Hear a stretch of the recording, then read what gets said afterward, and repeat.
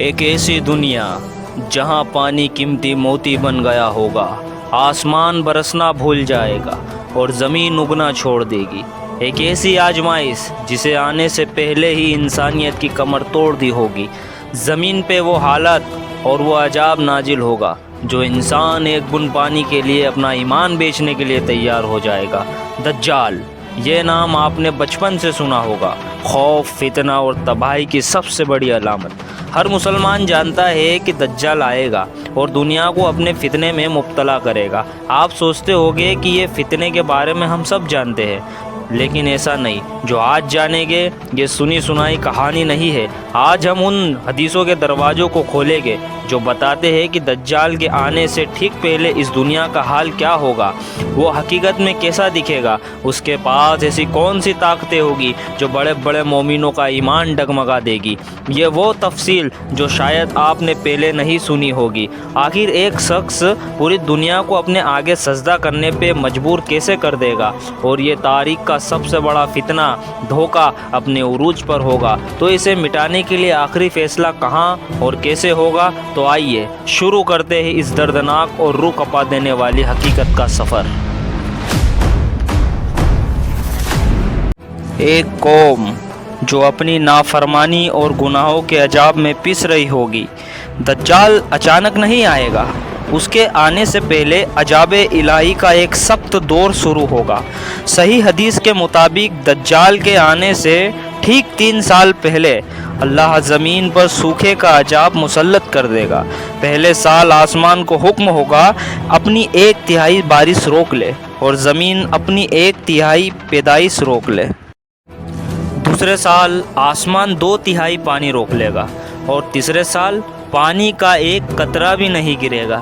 زمین بنجر ہو جائے گی، جانور مرنے لگیں گے، انسان بھوک اور پیاس سے تڑپ رہے ہوگے۔ یہ وہ عذاب ہوگا جو ایمان والے صرف سبحان اللہ، اللہ اکبر پڑھ کر اپنی بھوک مٹائیں گے، لیکن جو عام لوگ ہوگے ان کے لیے جینا اپنے اختیار میں نہیں ہوگا۔ انہی اندھیرے اور بھوکے حالت میں جو دنیا ایک مسیحی کی تلاش میں ہوگی، تو مشرق کی طرف خراسان کے علاقے سے ایک شخص ظاہر ہوگا۔ یہ کوئی عام شخص نہیں ہوگا، یہ تاریخ کا سب سے بڑا فتنہ ہوگا، المسیح الدجال۔ اللہ کے رسول صلی اللہ علیہ وسلم نے اپنی امت کو جتنا دجال سے ڈرایا ہے اتنا اور کسی نبی نے نہیں ڈرایا۔ صحیح بخاری حدیث نمبر 7131 میں آتا ہے، نبی صلی اللہ علیہ وسلم نے فرمایا، ہر نبی نے اپنی امت کو اس جھوٹے اور کاڑے دجال سے ڈرایا ہے۔ سن لو، وہ کانا ہوگا اور تمہارا رب کانا نہیں ہے، اور اس کی دونوں آنکھوں کے درمیان کافر لکھا ہوگا، کافارا۔ وہ کیسا ہوگا؟ ایک بھاری بدن والا شخص، اس کے بال گھنگرالے ہوگے، اس کی ایک آنکھ پھلی ہوگی جیسے انگور کا دانہ ہوتا ہے، لیکن اس کی سب سے بڑی طاقت اس کی شکل نہیں، اس کے وہ معجزات ہوگے۔ بھوکی اور پیاسی دنیا تباہ ہو رہی ہے، ایسے میں دجال آئے گا، اس کے آگے پیچھے خزانے چلے گے، جیسے شہد کی مکھیاں اپنی رانی کے پیچھے چلتی ہے۔ وہ ایک گاؤں میں جائے گا اور کہے گا، کیا تم مجھے اپنا رب مانتے ہو؟ دجال آسمان کی طرف اشارہ کرے گا اور کہے گا، باراسیا۔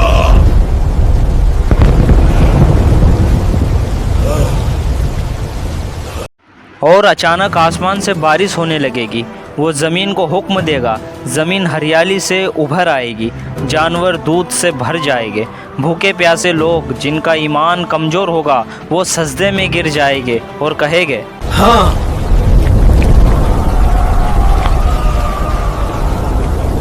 تو ہی ہمارا مالک۔ وہ بدھوؤں کے پاس جائے گا اور کہے گا، اگر میں تمہارے مارے ہوئے ماں باپ کو زندہ کر دوں تو کیا تم مجھے مالک منو گے؟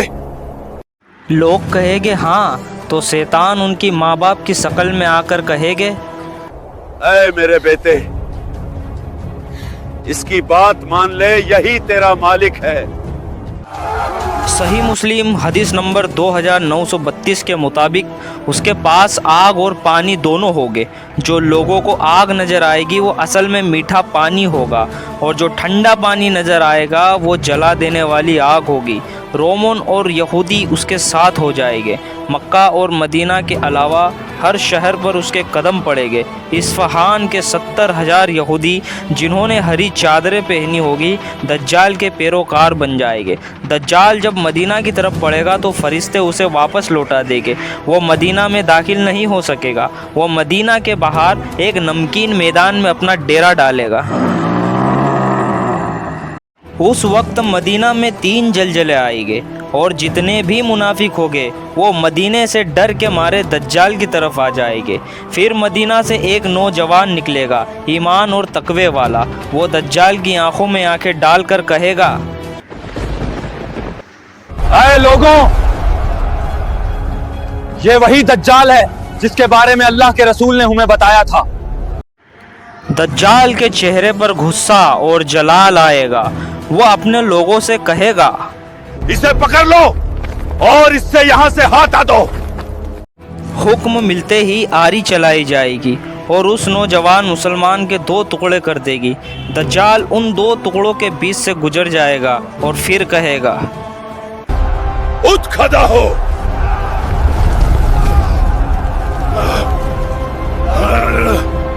وہ نوجوان زندہ ہو کر مسکراتا ہوا کھڑا ہو جائے گا. دجال پوچھے گا، کیا اب تو مانتا ہے کہ میں تیرا مالک ہوں؟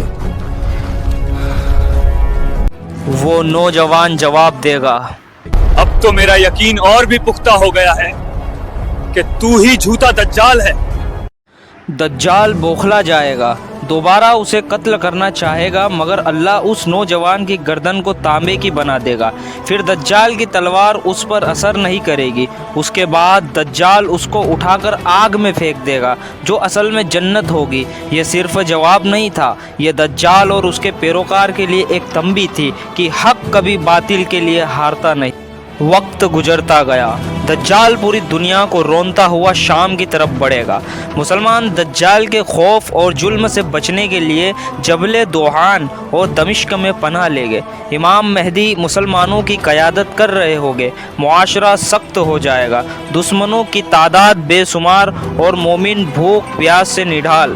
جیسے بنی اسرائیل نے دعا کی تھی، امت مسلمہ اللہ سے مدد کی فریاد کرے گی، اے اللہ ہمیں بچا لے، ہمارے لیے کوئی رہنما بھیج دے. فجر کا وقت ہوگا. دمشق کی جامع مسجد مسلمان نماز کے لیے صفیں سیدھی کر رہے ہوگے. امام مہدی آگے بڑھیں گے نماز پڑھانے کے لیے، اور اچانک آسمان کے دروازے کھل جائیں گے. دمشق کی مسجد کے مینار پر 2 فرشتوں کے پروں پر ہاتھ رکھے ہوئے زمین پر ایک ایسی ہستی اترے گی جس کی طاقت اور نور کا کوئی مقابلہ نہیں ہوگا. عیسیٰ ابن مریم علیہ السلام. یہ وہی نبی ہے جسے رومن اور یہودی قتل کرنے آئے تھے. انہوں نے سمجھا تھا کہ عیسیٰ کو سولی دے دی، مگر اللہ کا فیصلہ کچھ اور تھا. قرآن بالکل واضح کہتا ہے، نہ انہوں نے عیسیٰ کو قتل کیا نہ سولی دی، بلکہ اللہ نے اپنی طرف اٹھا لیا. آج وہی عیسیٰ ابن مریم واپس آئیں گے. ان کا سر پانی سے بھیگا معلوم ہوگا جیسے ابھی غسل کر کے آئے ہو. جب وہ سر جھکائیں گے تو پانی کے قطرے موتی کی طرح گریں گے. جس کافر تک ان کی سانس کی ہوا پہنچے گی وہ وہیں ڈھیر ہو جائے گا، اور ان کی سانس وہاں تک جائے گی جہاں تک ان کی نظر جائے گی. امام مہدی پیچھے ہٹنے لگے گے اور کہے گے، آگے بڑھیے اور نماز پڑھیے. مگر عیسیٰ علیہ السلام کہے گے، نہیں، اس امت کے امیر تم خود ہو، یہ اقامت تمہارے لیے ہی کہی گئی ہے. یہ اس امت کے لیے اللہ کا سب سے بڑا اعزاز ہوگا. نماز کے بعد عیسیٰ علیہ السلام حکم دے گے، دروازہ کھولو.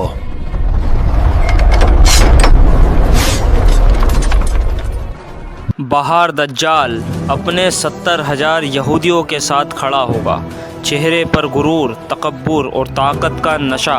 पर जैसे ही दरवाज़ा खुलेगा और दज्जाल की नज़र ईसा इब्ने मरियम पर पड़ेगी तो उसका गुरूर टूट जाएगा। वो ख़ुद को खुदा कहता था, आज उसकी टांगें कांपने लगेगी। हदीस के अल्फाज है कि दज्जाल ईसा अलैहिस्सलाम को देखते ही ऐसे पिघलेगा जैसे नमक पानी में पिघलता है। वो अपनी जान बचाने के लिए भागेगा। वही दज्जाल जिसने पूरी दुनिया पर अपनी हुकूमत का दावा किया था, आज एक डरपोक शिकार की तरह भाग रहा है। ईसा अलैहिस्सलाम उसके पीछे निकलेंगे, ज़मीन का चप्पा चप्पा पुकारेगा। हत्ता कि अगर कोई यहूदी किसी पत्थर या दरख्त के पीछे छुपेगा तो अल्लाह पत्थर और उस दरख्त को ज़ुबान दे देगा। वो पुकारेंगे, दोस्तों, मेरे पीछे कोई शख्स छुपा है, आओ और इसे यहाँ से हटा दें। ईसा अलैहिस्सलाम दज्जाल का पीछा करते करते फ़िलिस्तीन के एक मकाम बाबे लूत गिड ऑफ लॉट पर जा पकड़ेंगे और फिर ईसा अलैहिस्सलाम अपना नेजा आगे बढ़ाएंगे और उस झूठे खुदा के सीने के आर पार कर देंगे। दज्जाल वहीं पर ढेर हो जाएगा। ईसा अलैहिस्सलाम खून से भरा हुआ लोगों को अपना नेजा दिखाएंगे। दज्जाल ख़त्म, तारीख़ का सबसे बड़ा फितना गर्क हो गया, सच्चाई और हक़ की बेहतरीन जीत। ये वाक़या जो आने वाले वक्त में होगा सिर्फ़ एक कहानी नहीं, तारीख़ का सबसे अजीम सबक है। ये सबक हमें सिखाता है कि जब तक़वे का लिबास पहने मुनाफिक, जालिम हुक्मरान और फितने अपने उरूज पर हो, तब भी कामयाबी अल्लाह और उसके रसूल के रास्ते पे चलने वालों की होती है। दज्जाल एक आजमाइश है दोस्तों। हर वो शख्स निशाना बनेगा जिसका ईमान कमज़ोर होगा, लेकिन जिसने सूरे अल कहफ की पहली 10 आयतें याद कर ली, अल्लाह के रसूल ने फरमाया उसे दज्जाल के फितने से बचा लिया जाएगा। मगर याद रखिए, ईसा अलैहिस्सलाम के आने और दज्जाल के मरने के बाद कहानी यहाँ ख़त्म नहीं होती। ज़मीन पर एक और खौफनाक आफत आने वाली होगी, एक ऐसी आफत जो जिन्नातो इंसान भी मुकाबला नहीं कर पाए। पहाड़ों से उतरते हुए वो लोग जो दरियाओं का पानी तक पी जाएंगे, याजूज और माजूज।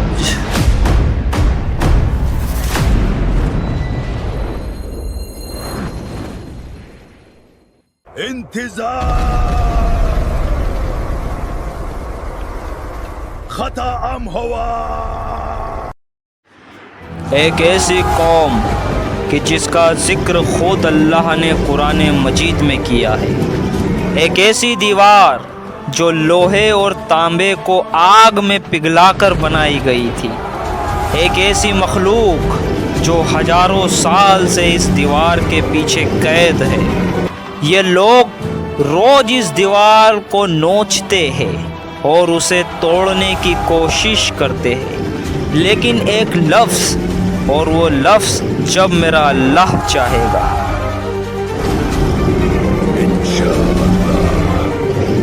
और फिर वो दीवार जो सदियों से कायम थी एक झटके में रेज़ा रेज़ा हो जाएगी। जब ये कौम बाहर निकलेगी तो ज़मीन उनके कदमों से लरज़ चुकेगी। फिर उनका पहला लश्कर समंदर से गुजरेगा और ये चंद ही मिनट में समंदर का सारा पानी पी जाएगा।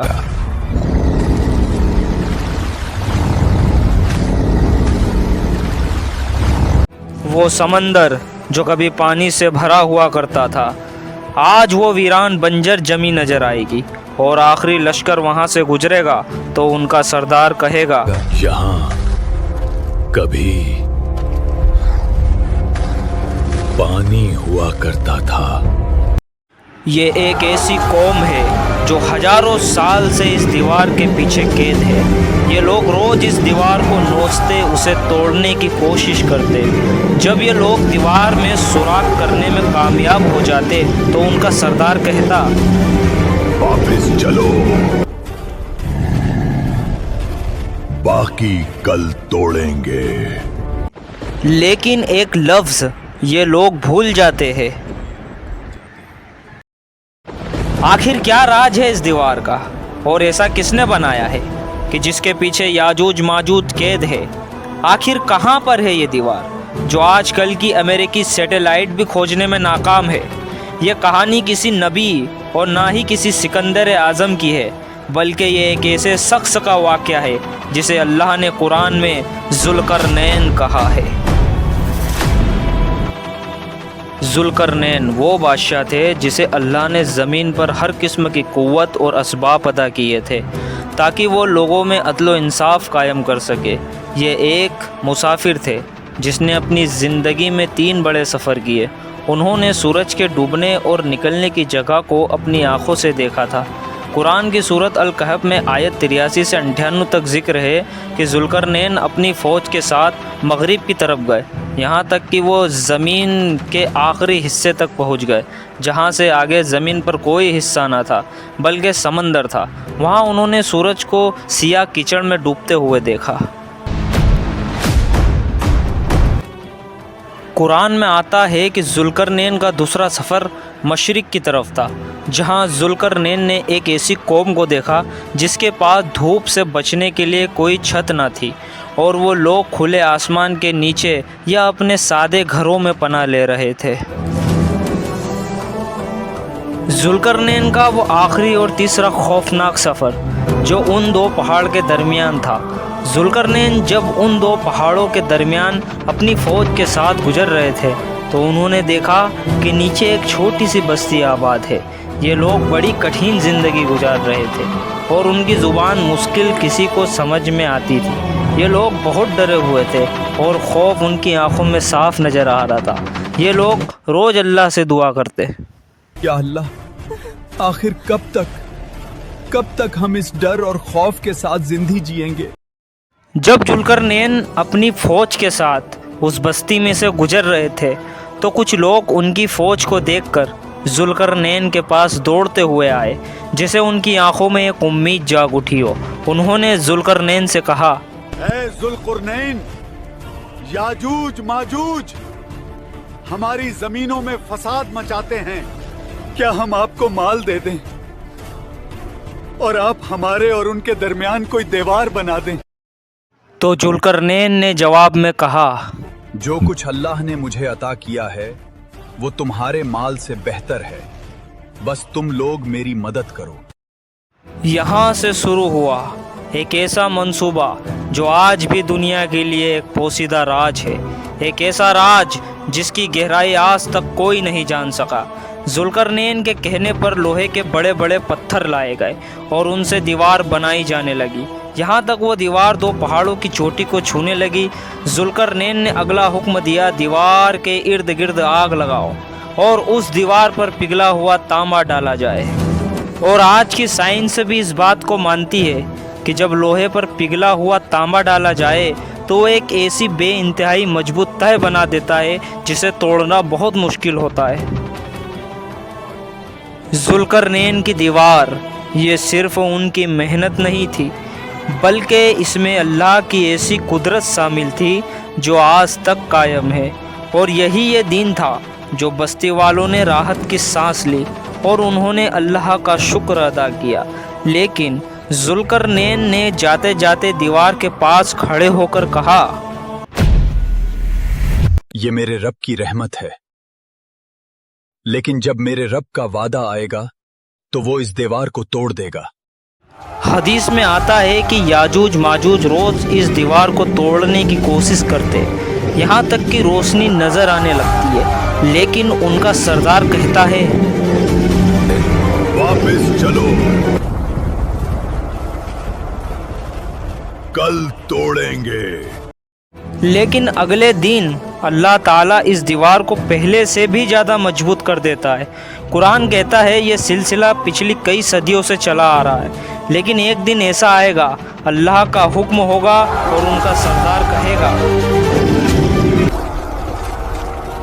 انشاءاللہ، اور اسی انشاءاللہ کی برکت سے وہ دیوار ٹوٹ جائے گی اور یاجوج ماجوج اربوں کی تعداد میں باہر نکل آئیں گے، اور یہ اربوں کی تعداد پہاڑوں سے اتر کر سیلاب کی طرف اترے گی، اور ان کا پہلا گروہ بحر تبریہ کا سارا پانی پی جائے گا، اور جب آخری لشکر وہاں سے گزرے گا تو ان کا سردار کہے گا، जाएगा। यहाँ कभी पानी हुआ करता था। तो उसी वक्त अल्लाह ईसा अलैहिस्सलाम पर वही नाजिल फरमाएगा, ए मेरे प्यारे बंदे, मैंने ऐसे बंदे छोड़ दिए हैं जिसे लड़ने की ताकत किसी इंसान में नहीं है। फिर अल्लाह के हुक्म से ईसा अलैहिस्सलाम ईमान वालों को लेकर कोहे तूर पहाड़ पर चले जाएंगे, क्योंकि याजूज माजूज का फितना इतना ज़्यादा होगा कि ना तलवार काम आएगी और ना आज के हथियार।